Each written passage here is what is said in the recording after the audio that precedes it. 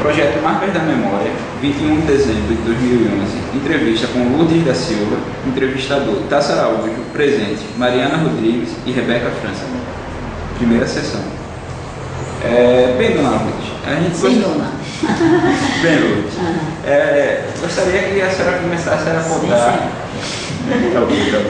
Gostaria que você começasse a contar sobre a sua infância, o lugar que você nasceu, quem eram seus pais, o que eles faziam, suas primeiras lembranças. Eu sou natural de Timbaúba, né? E assim, fiquei lá somente até 6 anos de idade. Depois morei em João Pessoa até os 17, 18 anos. Retornei de novo para Timbaúba. Eu já adolescente. Lá eu já comecei a trabalhar, né? Trabalhava no escritório de contabilidade, pessoal amigo. E conheci o pessoal da Juventude Operária Católica e fiquei militando nesse trabalho assim, junto com outros jovens. Mas, né? Como era o seu bairro assim? Lá em Timbaúba? A senhora tem lembrança assim popular, um bairro popular. Né? E a maioria das meninas com quem a gente se encontrava eram de fábricas. Porque lá é fábrica de sapato, né? E fábrica de tecido. Então, predominava tudo em cima desse trabalho. Tecido e sapato. Seus pais trabalhavam na Meus fábrica? pais, não. Meu pai era operário, sempre foi operário, era carpinteiro. E minha mãe só, uma vida doméstica, só cuidava da casa. Né? Éramos 4 mulheres e 4 homens. E um adotivo. E a gente tinha casa própria, sempre tivemos. Né? E minhas irmãs trabalhavam em loja de tecido, né? Estudavam. E meus irmãos eram menores, também só estudavam na época. E com o tempo, depois de um período assim, de 4 ou 5 anos, esse movimento da Juventude Operária Católica, ele existia assim, no Brasil inteiro, especificamente em Pernambuco. A gente teve uma necessidade de expandir mais e com pessoas dos lugares, assim, por exemplo, Timbaúba, Nazaré da Mata, Maceió, assim, vários lugares do Nordeste para se concentrar na cidade do Recife para uma regional. Então, veio pessoas de Timbaúba, vieram 3 pessoas de Timbaúba, veio 2 de Nazaré da Mata, tinha pessoas de Alagoas, Sergipe, e a gente chamava Nordeste 3. Então, essa coordenação que se formou, veio morar no bairro dos Coelhos, numa casa da Arquidiocese, na frente do IMIP hoje, e junto ao Colégio Padre Venâncio. Então, era uma casa da Arquidiocese, onde assim moravam, nós éramos 17, 18 pessoas, só mulheres do Nordeste inteiro. Isso vinha também pessoas do Brasil inteiro e se hospedavam nessa casa, porque lá era um centro assim, que recebia também as pessoas, né? A gente morava nessa casa, tinha um salário pago pela arquidiocese e a gente ficava permanente para viajar pelo Nordeste inteiro, visitar as meninas jovens que moravam nas suas cidades, que a gente acompanhava assim. A partir de lá a gente acompanhava todo esse, né? Eu podia ir para Timbaúba, mas também podia ir para o Rio Grande do Norte, podia ir para Salvador. E quando foi que a senhora entrou na Juventude? Na JOC, 70, 68, 67, 68. A senhora consegue lembrar o porquê? Qual foi o porquê a JOC? Não, a JOC, a senhora tem uma formação católica já? Formação católica, E esse grupo foi um grupo que surgiu da Igreja Católica. E lá na cidade, minha família toda ficou lá e eu vim para cá. E a gente se concentrava para reunião na sede, na Rua do Jeripipi, né? Onde hoje é o Shopping Boa Vista. Ali a gente tinha uma sala, né? E era onde a gente se reunia e fazia o comando para as cidades do Nordeste inteiro. A senhora lembra assim, como foi a sua entrada? Se foi por via de alguém assim? Não, assim, mesmo de igreja, quando acabava a missa, a gente se encontrava para conversar, né, e os problemas eram os problemas da juventude trabalhadora, né?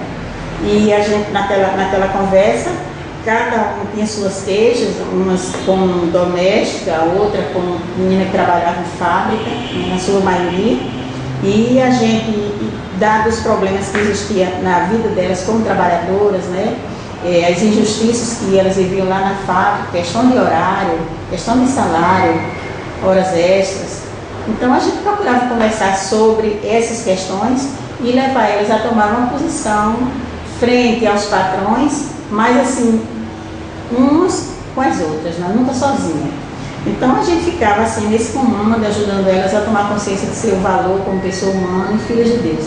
E daí a gente começou. Quer dizer, é um trabalho assim, é diferente do pessoal do Partido Comunista, do Partido não sei lá o quê, mas assim, da gente foi a partir da Igreja Católica. A gente tinha assim, os orientadores, né? Por exemplo, os padres, né?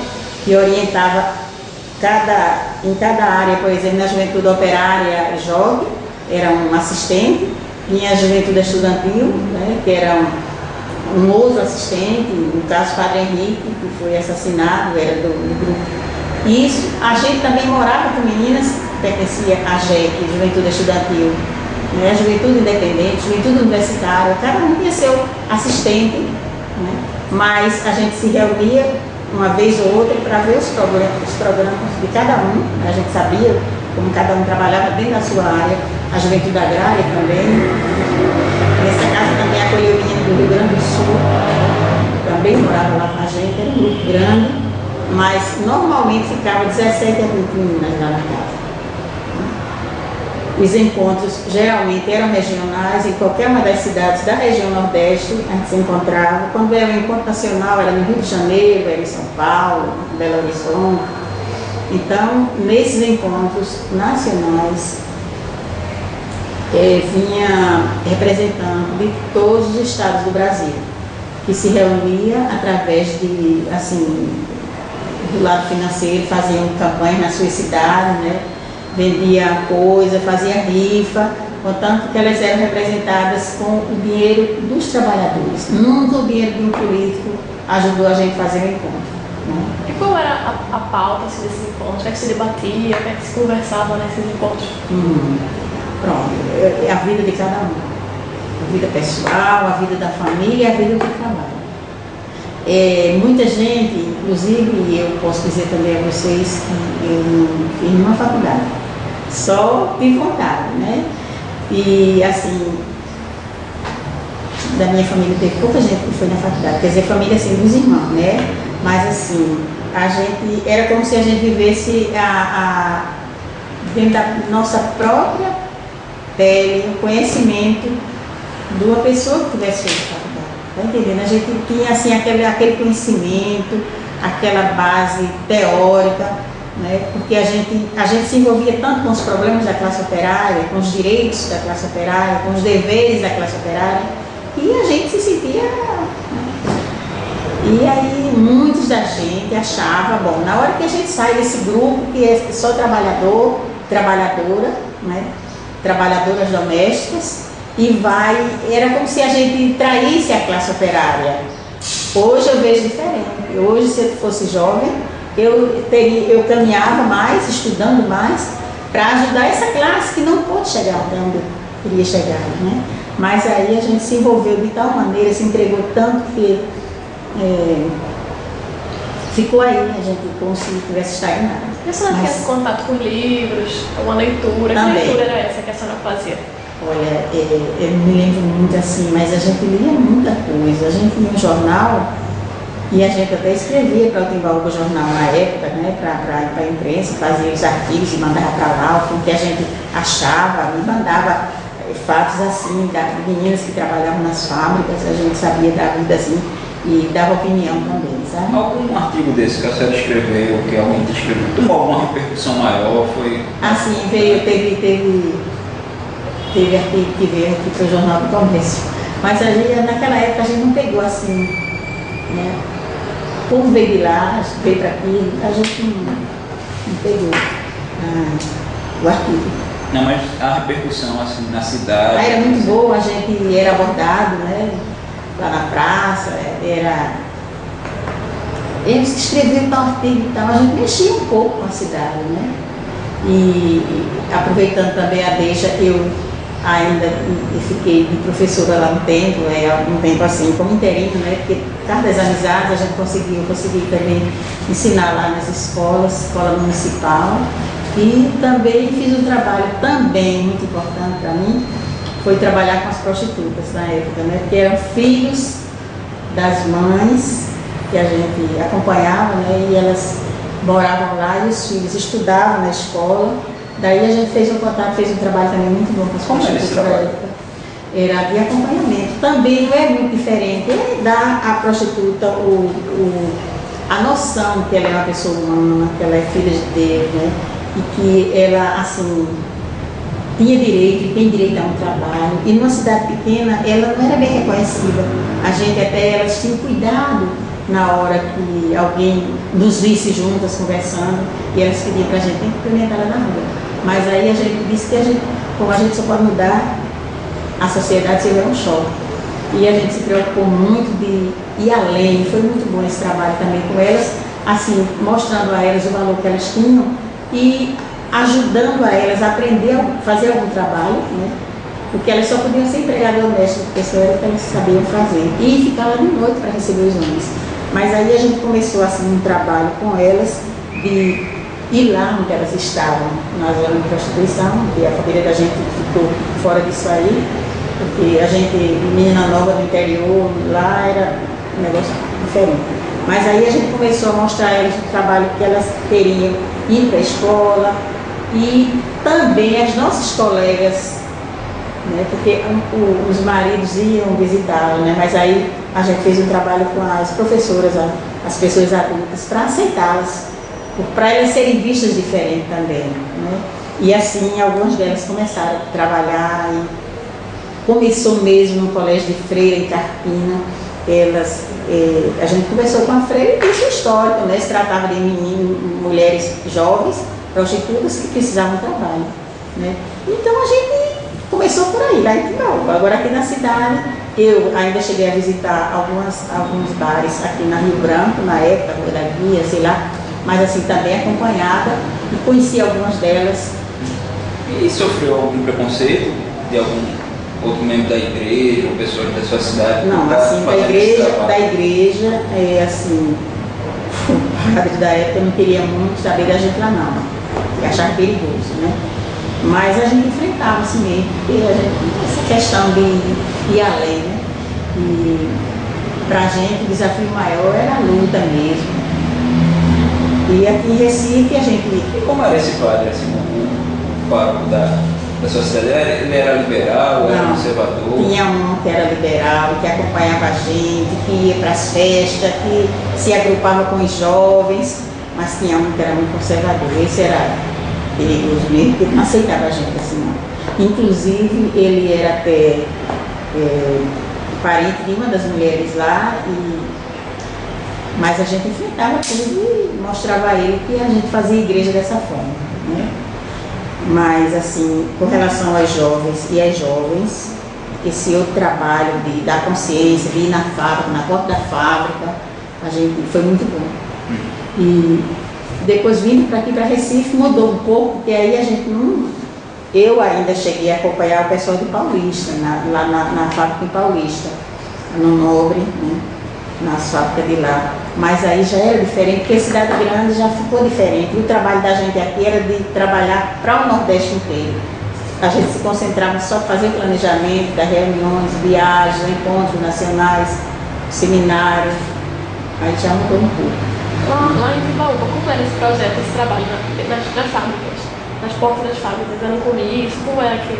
Não, a gente se juntava com as meninas, a gente orientava, né, as meninas, e com elas a gente trazia elas para cá, dentro do salão que tinha na igreja, né?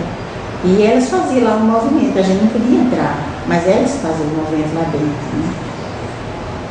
Mas aí tinha menina que trabalhava no escritório, tinha menina que trabalhava na fábrica, tinha meninos que trabalhavam dentro da fábrica, cortando o couro para fazer o sapato, essa coisa aí.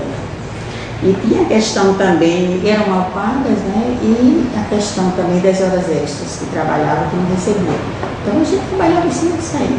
Né? Isso foi em que ano, assim, todo esse trabalho? 67 até 68, 69. Em 70 eu já vim aqui para Recife. 70 eu já vim. E as meninas que ficaram lá, a gente ficava só fazendo contato. Tinha um dia do mês, porque não existia muito essa questão do telefone, a gente, tal dia do mês era que a gente ia para lá, né, encontrar, para ver o pessoal como era que estava, os avanços. Era mais assim. E já existia alguma discussão política dentro da JOC nesse momento, lá com vocês? Vocês já estavam preocupados com os caminhos da política nacional, a ditadura? Não, naquela época não, muito pouco. A gente não trabalhava muito em cima disso aí, não. E vindo para cá, é um trabalho assim, mais de acompanhar as cidades, né? O pessoal de Alagoas, os seus problemáticas, né, que traziam para cá. Era mais assim. E a senhora veio para cá em 70, né? E seus pais ficaram lá, aceitaram? Foi, aceitaram. Aceitaram porque foi um trabalho já começado lá, aqui já tinha uma outra amplitude, né? A gente ia trabalhar já com outro grupo. E eles vinham uma vez na vida ver onde era que a gente estava mesmo, que a gente estava precisando, né? Mas não houve assim nenhuma restrição com relação a eles, não. Assim, a saída da gente, a minha saída, por exemplo. Porque também, inclusive, vieram também outras meninas de lá na época, morar nessa mesma casa. E aqui, assim, nessa coordenação regional, tem algum lugar específico que a JOC teve mais dificuldade e algum que a JOC teve mais facilidade de entrar, de realizar suas ações? Olha, é assim, eu trabalhei mais acompanhando as meninas que já eram da JOC lá em Paulista. Teve outra menina que trabalhava em Jaboatão, mas assim, a gente trabalhava só com as cabeças, a gente não ia lá. É tanto que eu nunca entrei na Aurora, na Fraporora, na outra. Tinha algum lugar assim que foi mais problemático, que deu mais problema para vocês? Paulista, o pessoal era muito ativo, sabe? Eles trabalhavam muito e reivindicavam muito também a questão de parar o serviço, entendeu? Mas assim, eu não sei dizer assim, como foi lá dentro essa questão, né? Como foi a evolução todo esse trabalho. E aqui, como era a relação de vocês com a diocese? O pároco de Recife, com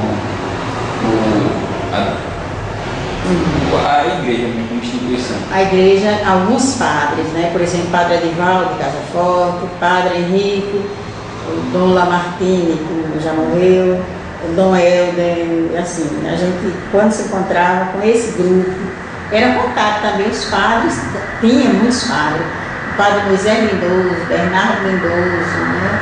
Foram padres assim que pararam, inclusive, o Padre Henrique, o Padre Moisés, o Padre Bernardo, eles moravam também numa casa, que hoje é o ambulatório do inimigo. Eles moravam lá, junto com os rapazes, também, assim, com a gente tinha a casa das meninas, das mulheres, das moças, e lá era a casa dos rapazes, né? Eles tinham uma cozinha lá e a gente tinha uma cozinha aqui. Só atravessava a rua. E a gente trabalhava muito em conjunto com eles. Mas algum desses padres, assim, trabalhou mais, foi mais presente na vida de vocês? Eu me esqueci de dizer, em Timbaú foi o Padre José de Castro. Aqui em Recife foi Padre Moisés, Padre Bernardo, Padre Edivaldo,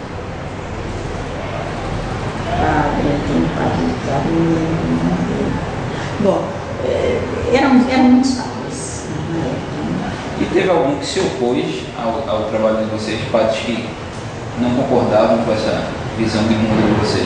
Veja bem, eu acredito que tinha. Só que, como esses padres, eles eram assistentes do movimento, então não tinha por que eles ser contra, né? Eles nos apoiavam. Tinha Padre Adriano Jansen, né?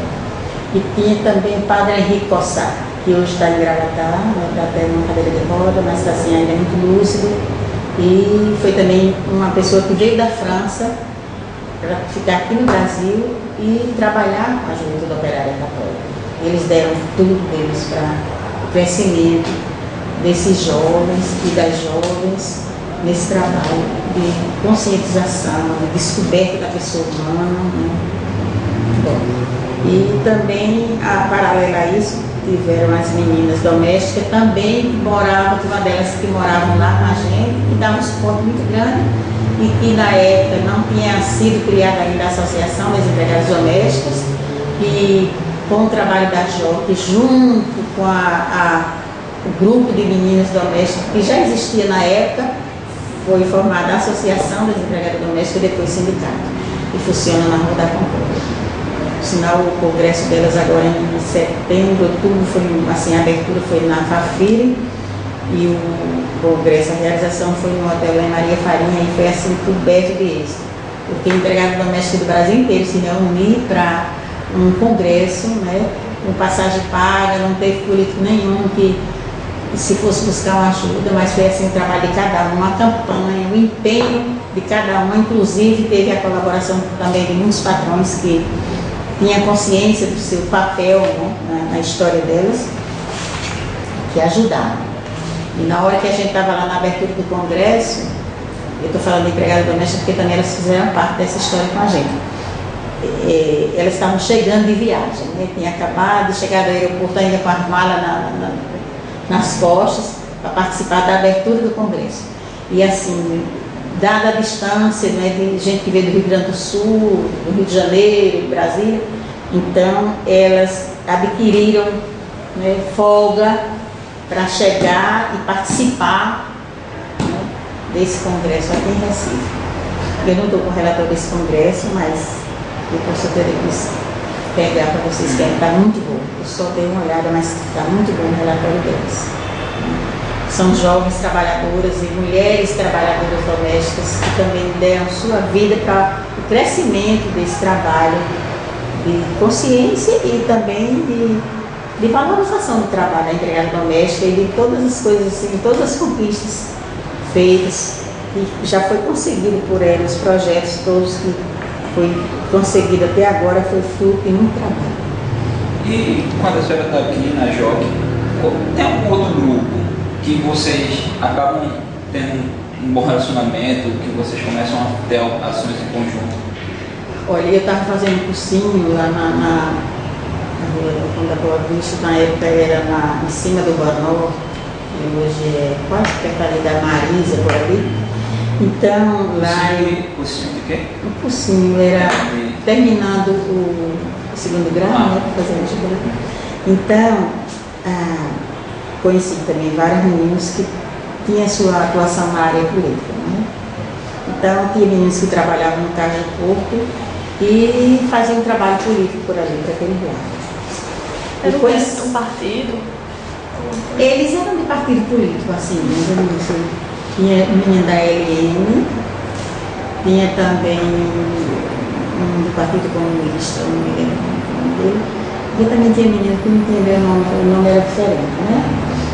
Bom, e a gente tinha também Valério, Aloysio Valério, que trabalhava no Cais do Porto, e tinha João, isso aí foi muito logo, veio do Rio de Janeiro, que tinha muita entrada já nas casas de meninos, né? Já tinha não sei quantas entradas dele na polícia. Então, eles fizeram amizade com a gente, depois da aula a gente ficava assim na área assim, da conversão e fizemos amizade. Então, eles frequentaram minha casa, né, como também de outras meninas, me esqueci de falar uma coisa. Quando eu estava estudando lá no cursinho, nessa época a gente já tinha chegado a um consenso de as meninas que moravam na casa, lá na Rua dos Coelhos, né, lá na Ilha do Leite, a gente chegou à conclusão de morar no bairro para ver como a gente atingia melhor os jovens dos bairros, né? Aí fui morar em Santo Amaro, eu e meu grupo de jovens operários católicos ou cristãos, o padre Henrique Lenira, que é da Associação das Empregadas Domésticas, Nila, Ana, que veio da França também, que morava com a gente, ela é missionária e veio aqui para o Brasil, ficou nessa casa lá na Roledinha. Então, a gente conseguiu morar numa casa lá no bairro de Santo Amaro. Então lá foi assim muito diferente para a gente, porque como em Timbaúba ou aqui em Recife, eu nunca tinha morado numa casa de madeira, né, numa favela, e dentro da realidade que a gente queria atingir, a gente foi morar lá em Santo Amaro. E foi assim muito difícil, por conta das condições, uns boiquinhos estreitos que a gente tinha que entrar para chegar lá na casa, a casa toda de madeira, quase a gente via quem passava, nas brechinhas.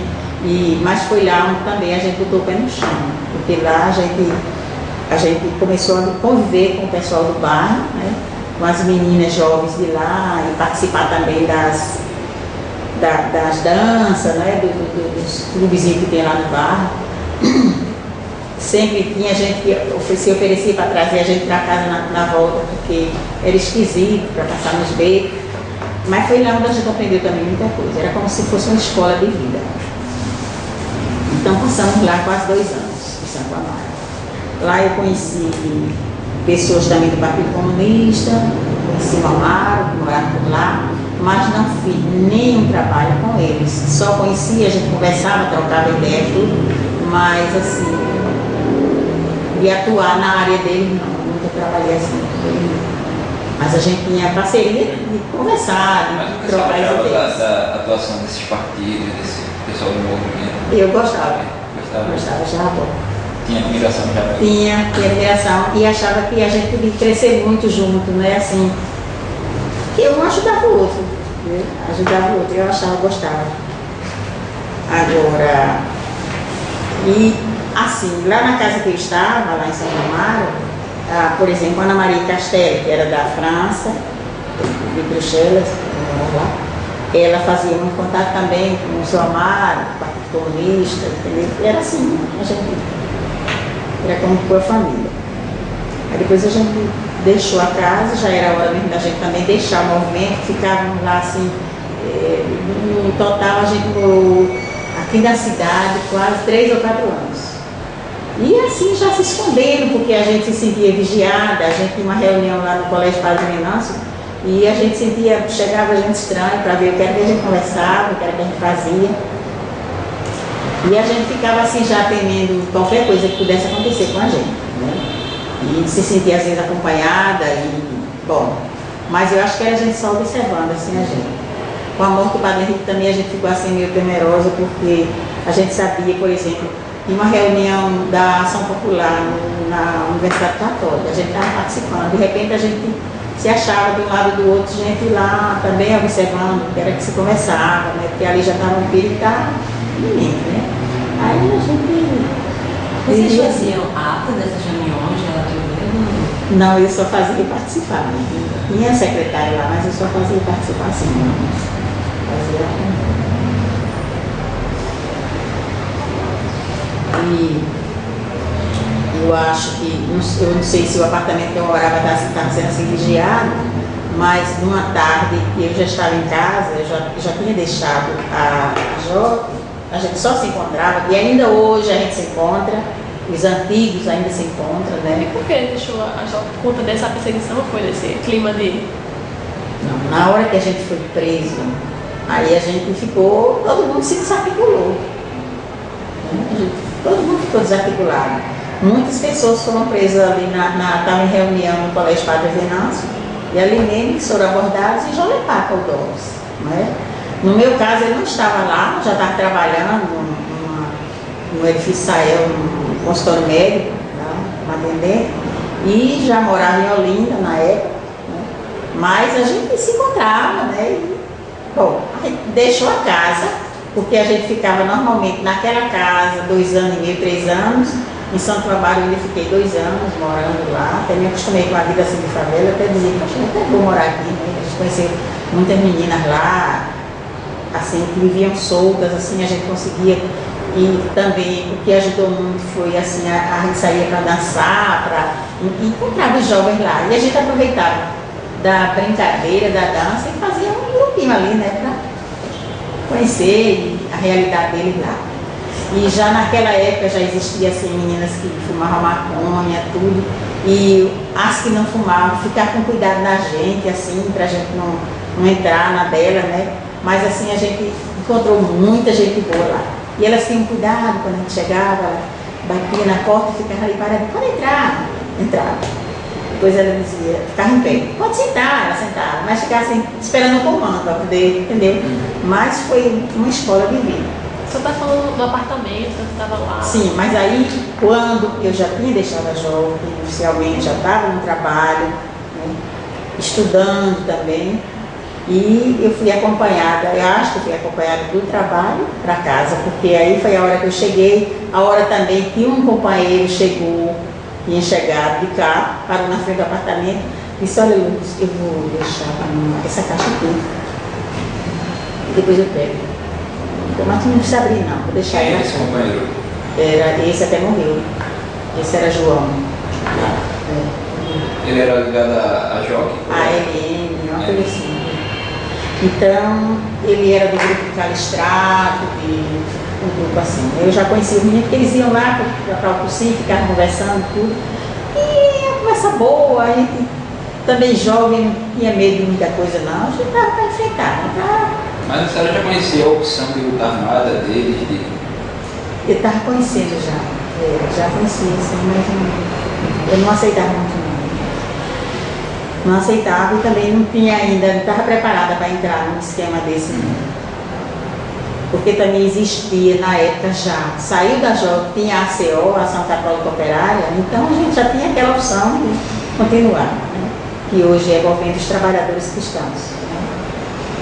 Bom, então lá em Olinda, onde eu morava, ou eu fui acompanhado, ou eles foram acompanhados quando eu ia lá para casa. Aí quando chegou, eles sabiam onde eu morava, aí disse, olha, eu estou querendo deixar essa caixa aqui, porque a gente vai precisar viajar e eu não posso levar. Agora não abra não, eu vou deixar ela aqui. Aí deixou, nessa casa, nesse apartamento morava eu, uma irmã minha que trabalhava na Girafa Tecidos e uma irmã, meu pai. Só que meu pai estava passando tempo na casa de uma outra irmã minha.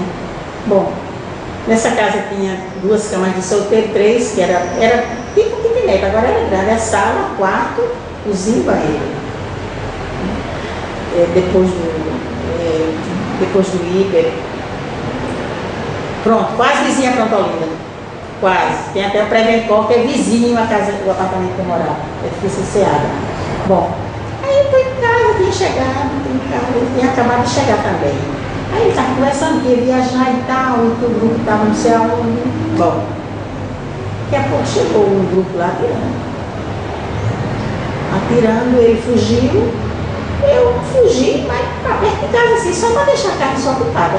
Bom, não tinha nada, minhas coisas lá eu tinha um namorado que tá já pensando em casar, inclusive estava grávida, já, mas ele não morava, estava morando na casa da mãe dele, que era perto, na outra rua.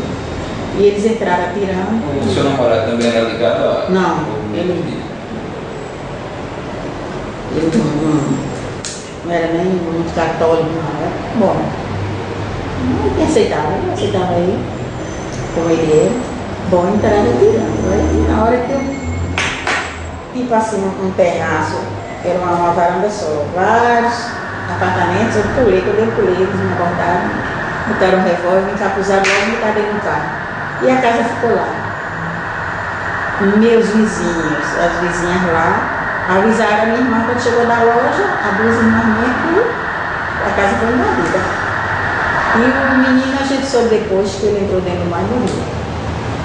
E as coisas que tinha na casa, enxoval de casamento, muitos livros, roupa, levaram tudo. Quem levou, quem entrou, né? Quem invadiu a casa. Bom. Tinha gente na casa? Tinha sua irmã? Não tinha ninguém que estava trabalhando. Ah.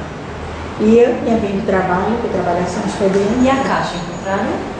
Essa caixa? Bom, a caixa levaram, não tinha nada. Não tinha nada, né? Não cobriu mais essa casa.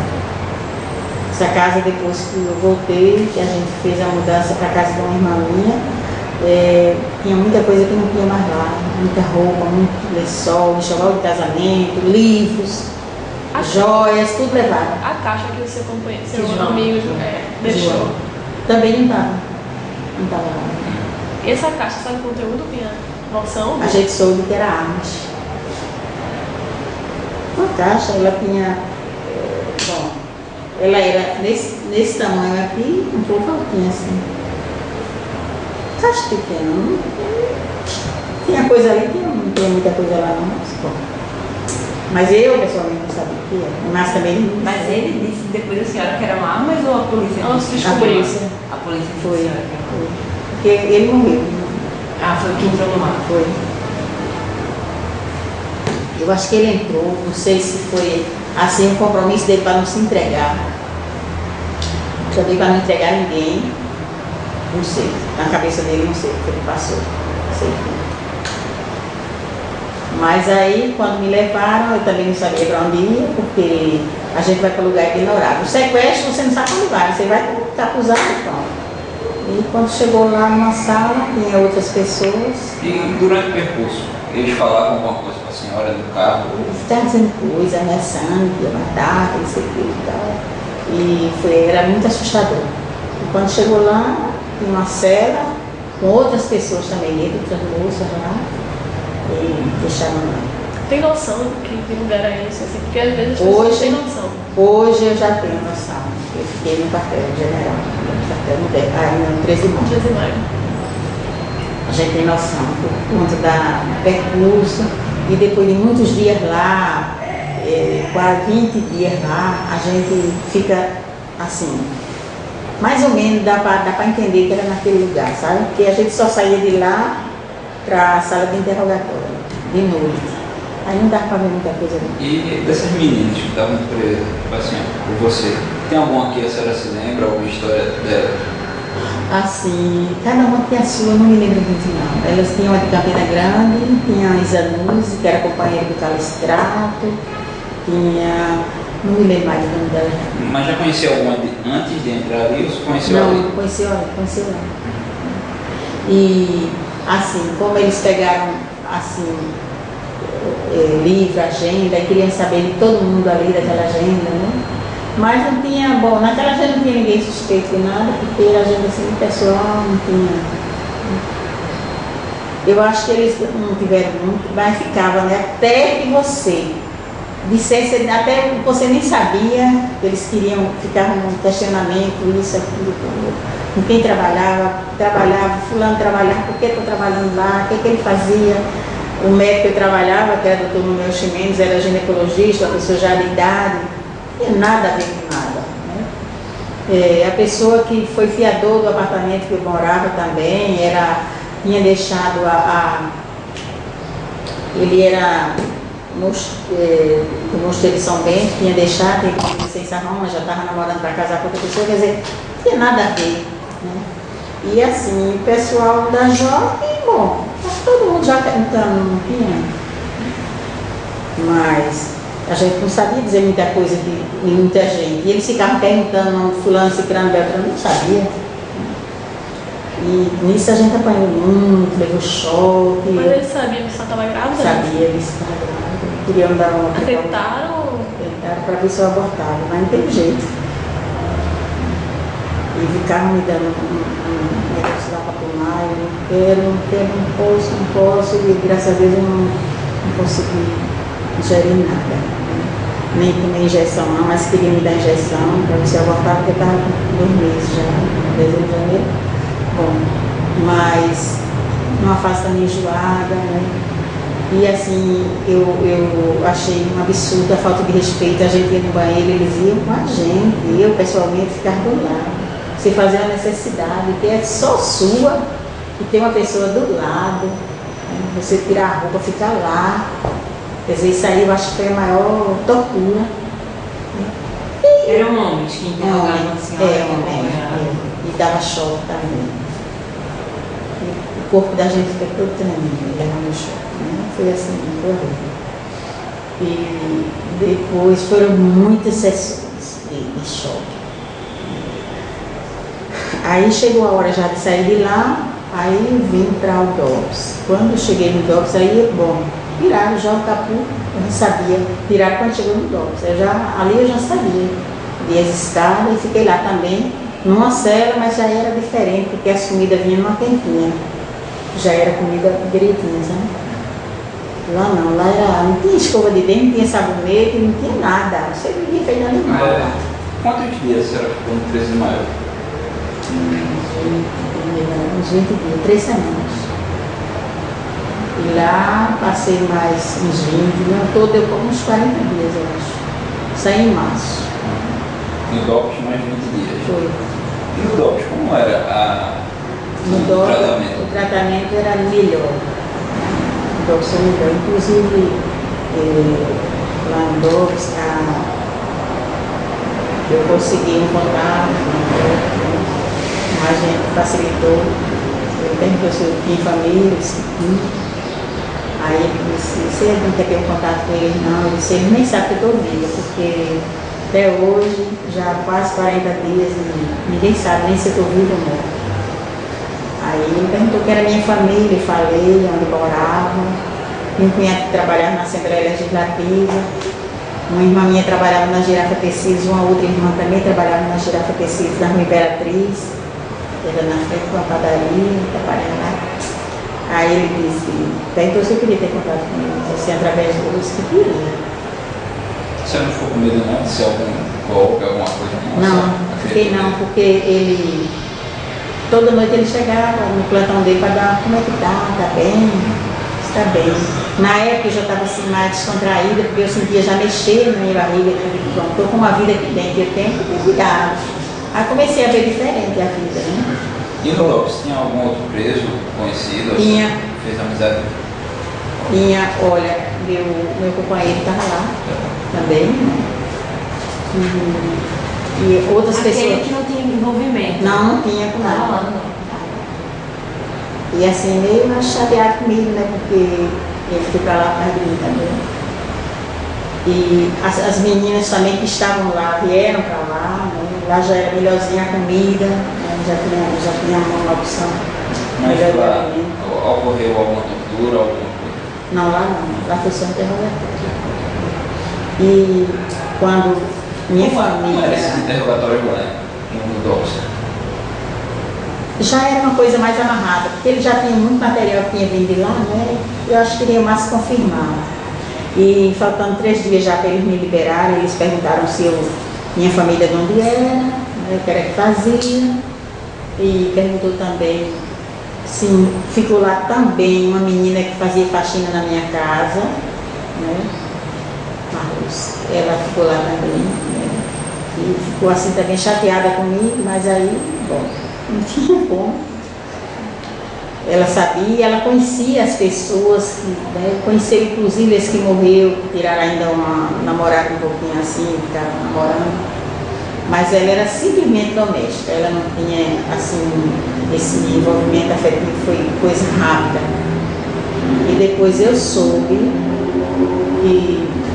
que andou com ela. Depois de lá, desse interrogatório no DOPS, foi o próprio João Acioli que engravidou ela. A mim nunca mais eu vi essa moça, porque aí ela ficou assim meio dona com a gente, comigo principalmente, né? Mas eu soube que ela engravidou dele. Bom, e depois quando eles souberam minha família, onde trabalhava, minha cunhada trabalhava na Assembleia, minha irmã trabalhava na Girafa Tecidos, bom, 2 irmãs minhas trabalhavam no comércio, que era a minha família toda, aí perguntou também se eu queria ser assistida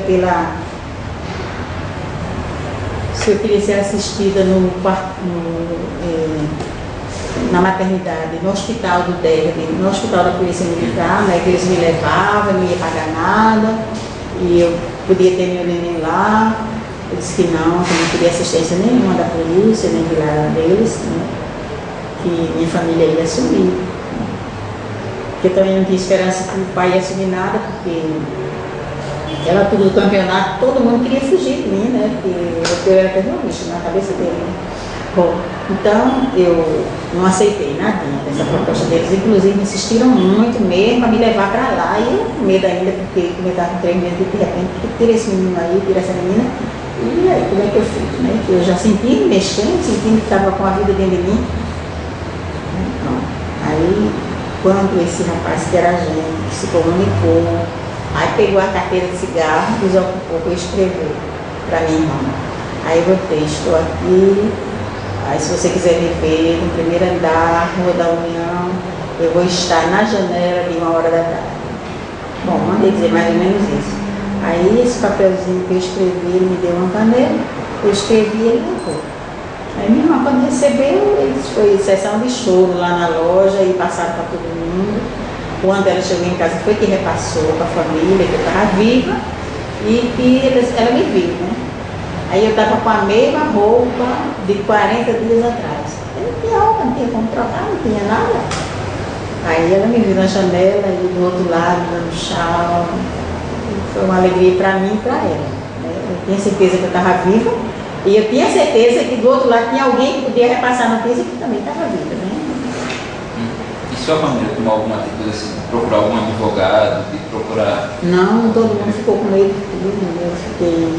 A vizinhança queria que eu pintasse o cabelo, ficasse diferente para não ser reconhecida e Não, mas você queria considera... me tirar. Nessa hora que você está presa, a sua família não tentou mobilizar? Não tinha como, ninguém sabia de nada. Eles não foram nem no golpe? Não, ninguém sabia de nada, não. Ninguém sabia de que eu estava lá, que eu estava viva. Não, depois Que descobriram que... Não foi não. Todo mundo ficava com medo de tudo. Aí pronto, quando me liberaram, eu liguei para a Assembleia, meu cunhado foi me buscar, eles deram disponibilizar o telefone e me levou para casa.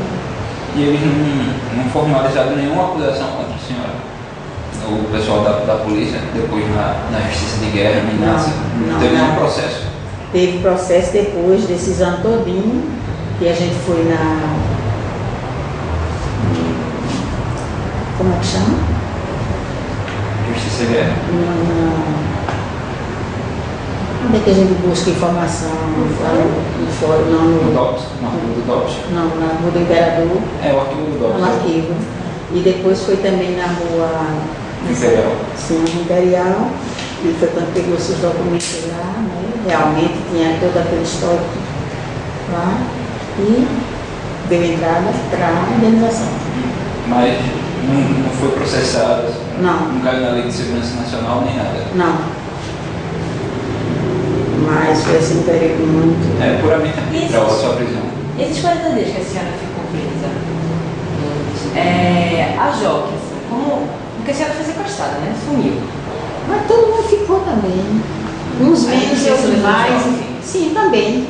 Né? Teve meninas que ficou só uma noite, outras ficou mais tempo, outros desapareceram. Né? Quer dizer, então ficou assim, ficou difícil para... Ninguém podia se articular. Ninguém podia não. Depois, eu grávida já, da barriga grande, foi que a gente começou a se ver novamente, com muito cuidado. E a gente seguia em seguida. É. Mas a senhora percebia que estava sendo seguida, mesmo assim, via alguém diferente, alguém que lhe chamava a atenção? Olha, as pessoas que estavam com a gente no dia a dia lá, na sessão de tortura, eu mesmo fui torturada por... agora não me lembro o nome do homem, não. Você foi Luiz Miranda? Miranda por ele. E tinha também uns agentes que era da delegacia de Rio Doce, que também conhecia, né? Estava esse povo assim, eu ficava... A gente recua mesmo. Mas, bom, depois eu disse, bom, é hora da gente recomeçar, e eu sou dentro do local escondidinho, né, um ou outro. Depois eu conheci a associação através de meio, lá no arquivo público, me falaram que tem uma associação, e eu fui atrás dessa associação, porque na associação a gente tinha a cobertura de ser um grupo também que estava começando alguma coisa. Quando a senhora foi solta, você foi solta, a senhora tentou mobilizar pessoas para soltar outros companheiros que estavam presos, alguma coisa Não, assim? não dá para fazer não. Primeiro a gente sai assim, arrasada. A gente sai com vontade de entrar, se esconder mesmo. Né? E a primeira coisa que eu fiz foi ir no médico, né? E fazer todos os exames, né? Descobri logo que era uma menina, né? E tocar. Foi essa a história. Mas, nesse período, a senhora solta, percebe?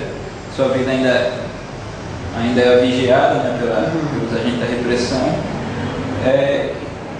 A senhora consegue voltar ao emprego? Como é que é a volta à vida normal mesmo? Bom, no emprego não voltei, porque aí, antes disso acontecer, antes de eu ser presa, eu tinha já, como eu estava assim, já começando aquela fase de enjoo, eu falei com o médico, ele estava inaugurando um centro médico lá perto do Hospital São Marcos, e eu pedi a ele para me afastar, né, e que depois eu voltava a procurá-lo se eu precisasse, que eu estava sentindo assim muito enjoo, muita coisa, que não dava para continuar. É tanto que quando eu fiquei da prisão, eu já não estava mais trabalhando, já estava afastada do trabalho. E que eu não fiquei fora do trabalho por causa da prisão, por causa do meu estado físico, que não estava permitindo. A gente sai de lá muito debilitado também, né? Físico e psicologicamente. E depois tem a questão da gravidez também, né? Então tudo isso foi. É tanto que muita gente como eu, que ficou fora do trabalho por conta da prisão, teve direito a uma indenização, um valor corrigido, porque justamente estava no trabalho, né? Agora, meu companheiro trabalhava na CELP, mas ele retornou, ele voltou para o trabalho sem problema nenhum. Ele recebeu a indenização de R$27.500, mas depois voltou para o trabalho. Porque aí, na hora que verifica toda uma história de vida, né, voltou, né, fica aquele carimbo, né? Mas... E vizinhos, amigos, eles passaram a tratar de forma diferente, eles passaram a ser receosos? Olha, do apartamento mesmo, eu não voltei nunca lá. Tem gente que me conhece hoje, inclusive pessoas que eram vizinho conjugado, que me conhecem hoje, que têm a maior atenção comigo, que me conheceram lá, também não moram mais lá. Mas aí, dali eu não morei mais lá. Eu fiquei na casa da minha irmã até me refazer. Depois eu com minha família, a gente alugou uma outra casa e fui morar. Com 3 anos, bom, depois que eu tive a menina, a prisão foi em janeiro, eu tive ela em agosto. Em janeiro de 72. Eu tive ela em agosto de 72. Então, passaram-se 3 anos. Aí eu fiz um teste na FEBEM, que hoje é FUNASE hoje. Aí passei e fiquei trabalhando com meninas menores, né? Só meninas, e de 12 a 18 anos. Aí trabalhei 6 meses com ela, depois me chamaram para trabalhar no almoxarifado, em desvio de função, e eu desse desvio de função. Trabalhei, quando completou 1 ano de trabalho, fui de férias para o Rio de Janeiro, para a casa da família, levei já a menina Graninha, passei 1 mês, na volta, saí do Engenho do Meio, de onde eu trabalhava, me mandaram para a casa de Carolina para trabalhar na faixa etária de 0 a 6 anos. Aí fiquei lá trabalhando, também no almoxarifado, e depois vim para a recepção, porque também estavam chegando muitos pais para a adoção, e eles queriam uma pessoa assim, que conseguisse se comunicar melhor com os pais que chegavam pais estrangeiros também, e eu tinha aprendido um pouquinho francês, porque eu tinha pretensão de ir para a França, fazer um estágio lá, através dessa francesa que morou na minha casa, uns anos, a gente aprendeu e eu desenrolava bem o francês, eu já não esqueci de tudo. Ana Maria Castelo. Então, eu aprendi e o pessoal que chegava, estava para conversar com eles e encaminhava os serviços de atendimento para as adoções. Eu fiquei na casa de Carolina e depois trabalhei em uma outra casa com meninos maiores, meninos de rua, meninos apenados, né? E depois voltei para a faixa etária de 12 a 18 anos, meninos e meninas, já fui na encruzilhada, mas isso aí tudo por conta da necessidade do serviço, a gente era remanejado. Bom, e daí me aposentei. Fiquei ainda com o menino, quase, com a guarda do menino, a indenização de entrada, e a gente junto com um grupo grande na associação, eram muitas pessoas requerendo, e a gente ficou nesse trabalho de acompanhar o trabalho de busca desse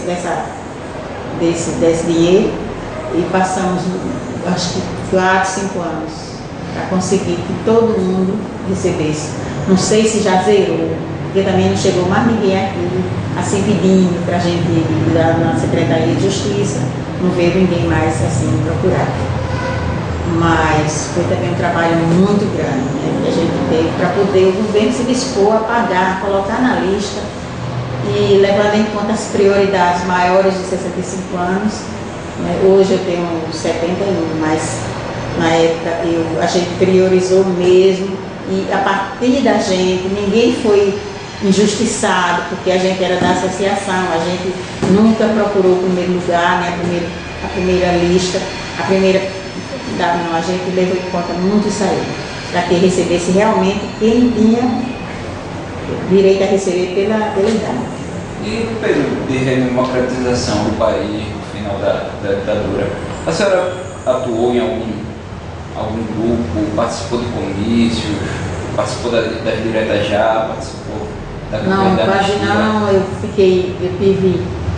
tive ainda outra filha, um outro pai. Então eu tinha o trabalho, que eu já tinha mesmo, né, de sair, tinha a menina, e eu tinha gente para ficar com ela só no horário que eu estava fora, até que meu dinheiro não dava para pagar, eu tentava assim ser justo na medida do possível, porque meu dinheiro era dividido com a menina que trabalhava na minha casa, e tinha também a ajuda da minha família, que dava uma cobertura para que eu pudesse ter essa pessoa em casa, né, com direito a férias, a 13º, a sábado, domingo livre, feriado livre, quer dizer, não dava para pagar o salário mínimo a ela, porque também eu ganhava na medida do possível, fazia, né, e ela aceitava daquele jeito, porque a gente tinha assim tudo era conversado. Bom, então eu tive esses dormindo, nunca deixei de abrir a boca na hora que precisava abrir para falar alguma coisa que estava errada, que eu não concordava.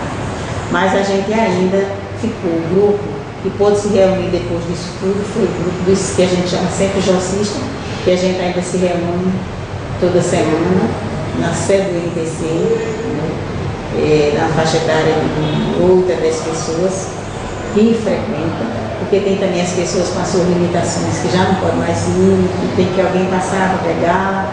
Teve mês passado que faleceu, né, um problema de saúde, e tem vários doentinhos já, não dá mais para. São sempre jocistas. Inclusive o grupo chegou a um consenso de dizer sempre, porque, para não dizer antigos jocistas, porque de da resistência sempre, continua jocista, só que a gente não é mais jovem, a gente somos idosos, né? Mas continue sempre jocista, se reúnem toda semana, né? Amanhã, quarta-feira, hoje, eu tenho ainda um compromisso com eles. A gente já fez a confraternização, a gente faz uma revisão de vida, vê a área de atuação, o que é que está precisando fazer, a gente agora vai trabalhar em cima da saúde, inclusive eu vi agora o programa da CNBB que eles estão esse ano, o lema é saúde também, inclusive a gente já tinha visto isso aí, violência e saúde pública, é o trabalho que a gente vai trabalhar nesse período. E aqui a gente continua esse trabalho, como o Antônio falou para você, a gente se encontra toda terça e quinta, para que as coisas não se acabem, mas a gente acredita muito que vocês jovens, com todo conhecimento, disposição, vontade de vencer os desafios, eu acho que são vocês que vão dar continuidade a esse trabalho, porque quase todo mundo já está muito doido. A senhora sabe o ano que as indenizações foram pagas, até que ano, assim, mais ou menos? Olha, tem uns 3 anos que cessou já. Pode ser que ainda tenha gente na lista para receber, mas que não está aparecendo aqui. E também eles estão. Eu já fui na secretaria ver nomes de pessoas ainda que estavam precisando. Eles quase não têm, não atualizaram os endereços, o pessoal não atualizou os endereços, eles pediram a gente não tem os endereços também atualizados, né? Para ver quem está faltando, porque quem está às vezes do outro lado doente, com limitação, não tem mais como ir buscar, acredita que é impossível, né? Agora, Tem a questão também de outra indenização, que é a da União, a federal, e muita gente foi. Mesmo os torturadores receberam um dinheiro muito grande, né? O teto era 100 mil, teve gente que tem como é que se diz? Uma aposentadoria permanente com muito dinheiro. E tem muita gente que ganha muito dinheiro. Eu dei entrada na minha indenização, recebi 10 mil reais. 10. Recebeu de uma vez? Da União, de uma vez, 10 mil. Não, a minha indenização do Estado foi R$ 27.500. É o padrão, né? É o padrão. Foi de 3 a 30.